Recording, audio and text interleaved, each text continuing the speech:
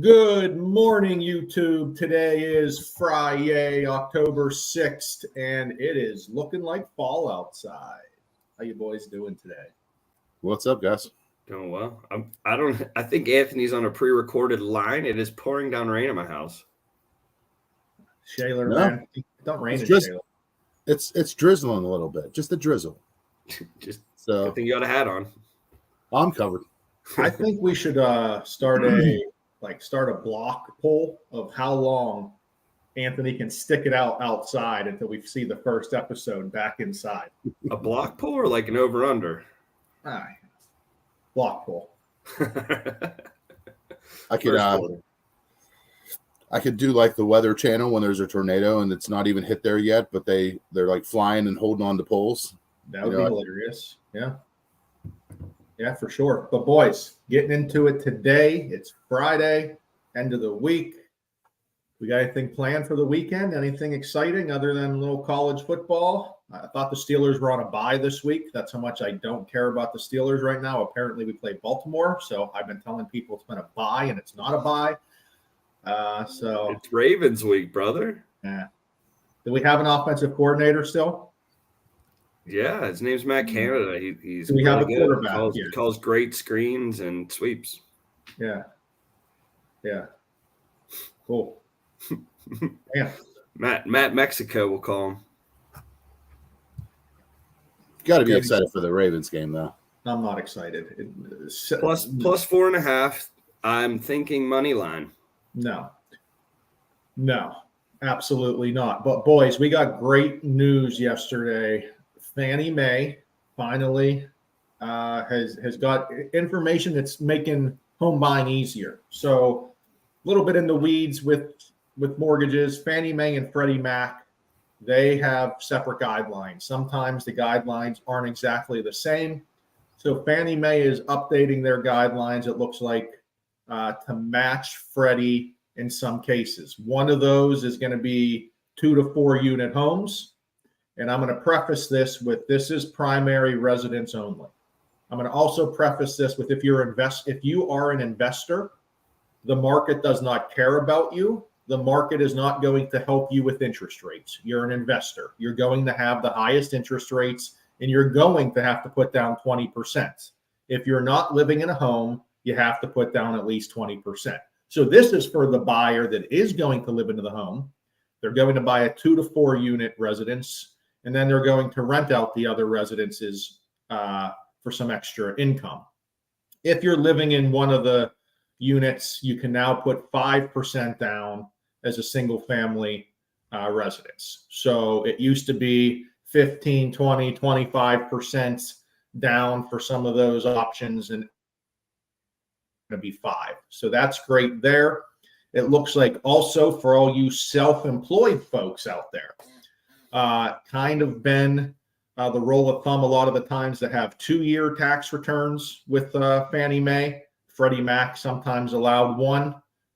Fannie is now sometimes going to allow 1 year.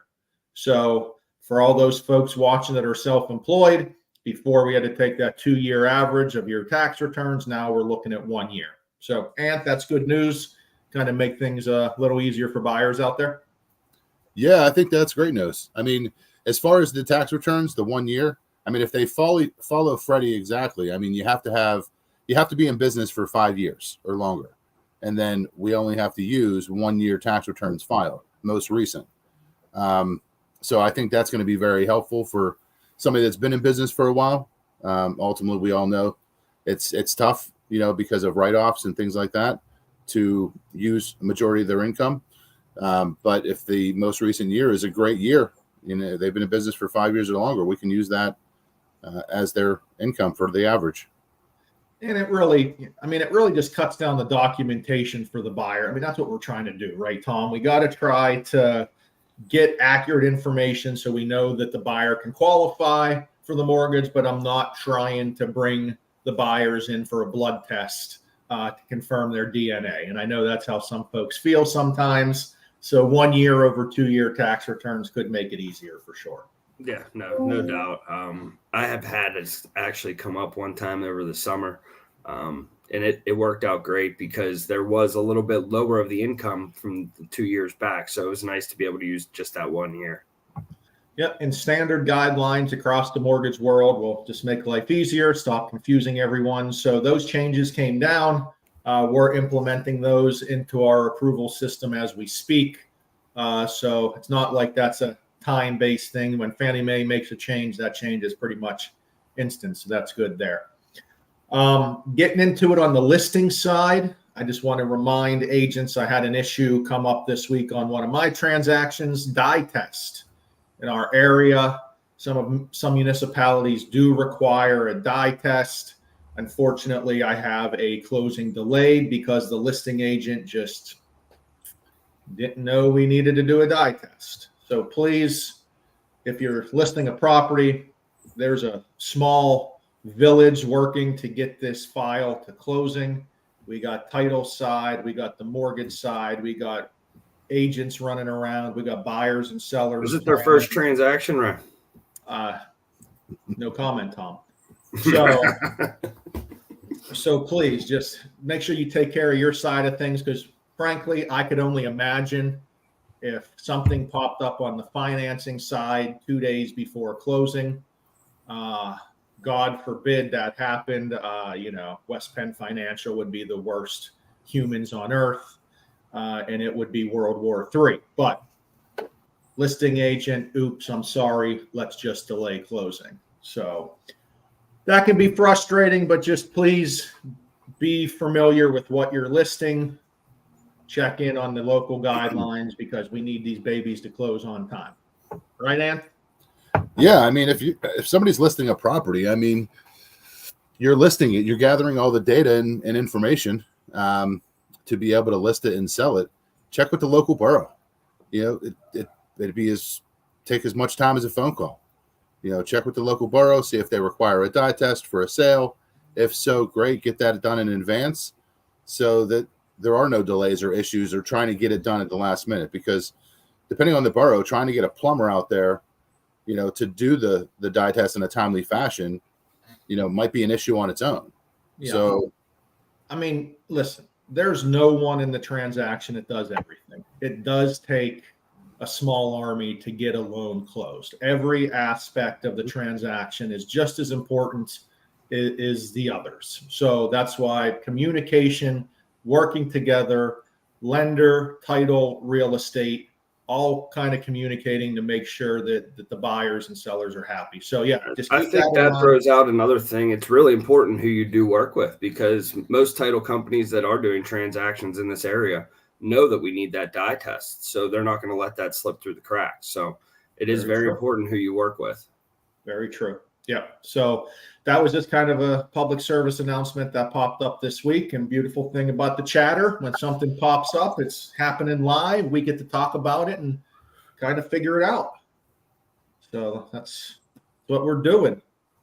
What do we got planned for this weekend? Too early for trick or treating, I would assume, for the kids, right? Any trunk or treats yet? It just started. The month just started. I feel like this year, maybe I'm just getting older. I feel like this year there has been an explosion of Halloween decorating where it's like taking over Christmas now. I just saw I was literally watching the national desk. I switched the national desk on Fox because they're right down the middle. So we went there. There was a guy, a villain, we'll call him, going around, and he popped some like 20 in somebody's yard in Columbus.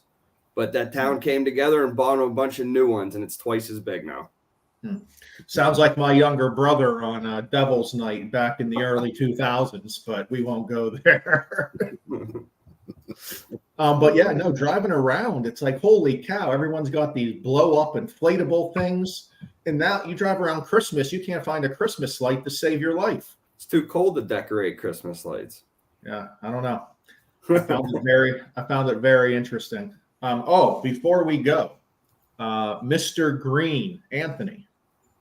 Yeah. You used to be this gas guzzling Dodge Ram truck guy, and there's rumors that now you're a hybrid guy. So just curious on how the new vehicle is treating you, and what's the first week review?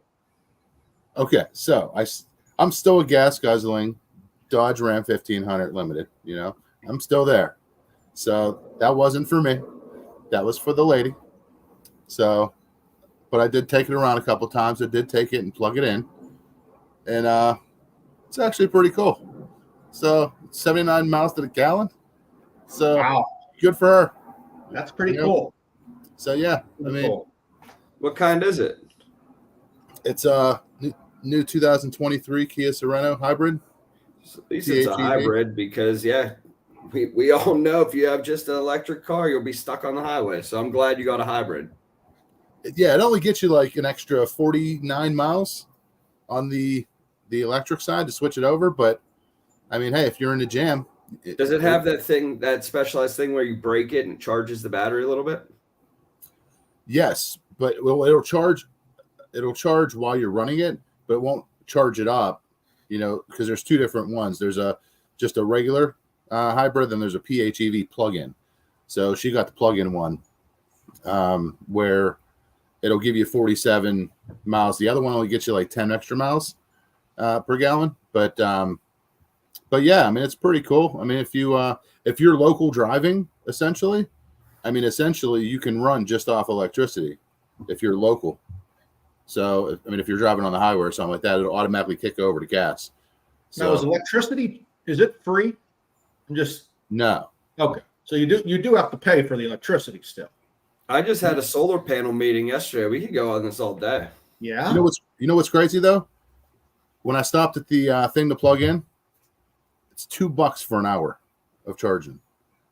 So I charged it up to like 30%, and it cost me $1.60. I said, "What? It's crazy."